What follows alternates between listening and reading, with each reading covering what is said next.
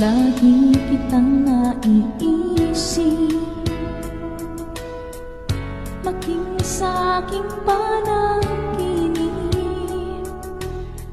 Di na nais kang makita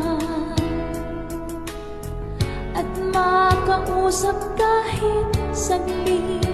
Umaasa na palagi yakap pa kapiling